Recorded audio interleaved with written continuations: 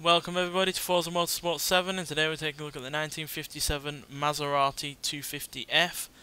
Now, this is a car I've wanted in this game. I even said it in a previous playthrough episode that I would like more open wheel Italian cars, and lo and behold, only a week or so later they put one in, and I'm really glad. So yeah, only 26 of these were made between 1954 and 1960, because that's when they were racing, and yeah, the likes of Juan Manuel Fangio and Sterling Moss raced this car, just to put it in perspective of how well liked this car was among racers in the time. And yeah, I love the styling of this vehicle, quite frankly. I know it's an open wheel racer and they don't really ever have much styling, but yeah, I like the curves, I like the grille, I like the hood that's got a slit in it for the massive engine that's underneath.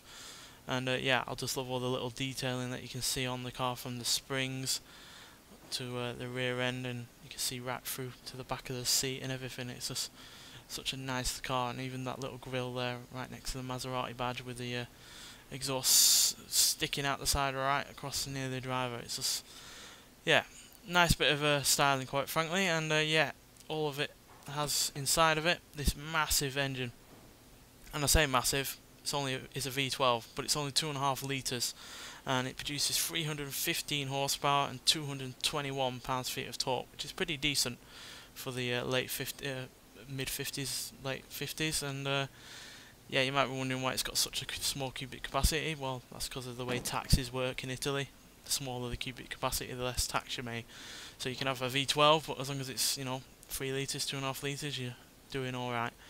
So yeah, being an open wheel racer, we obviously have to take it out onto the racetrack, so let's take it out there and see what it can do.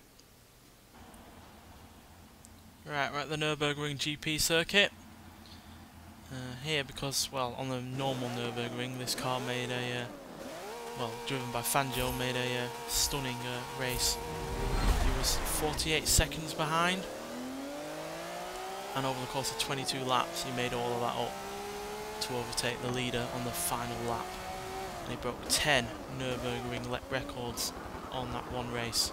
So yeah, Fangio did incredible things with this car, and that's despite the fact that only a year later after that, this car was completely outclassed by the rear-engine F1 cars that were new to the era at that point. So yeah, even though this was outclassed not long after it was introduced, it still lived on for another 2 years.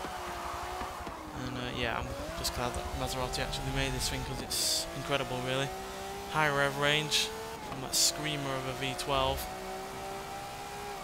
And yeah, because it only weighs 1,668 pounds, it means that you can use all of those 315 horses to the maximum and absolutely fly in terms of not only acceleration, but in terms of speed as well. So yeah, fully see why the likes of Fangio and Sterling Moss like this car so much, even to race it when other cars were doing just as well with different designs. So yeah, acceleration wise, this car is pretty good, like I said.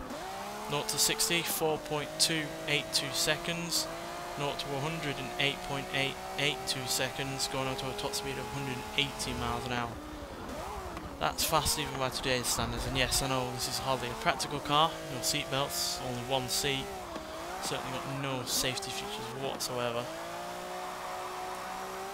But that is still pretty damn quick. And yeah, it's obviously got plenty of style and exuberance going for it as well with that engine. So yeah, love this car, really do, and I'm really glad they put it in.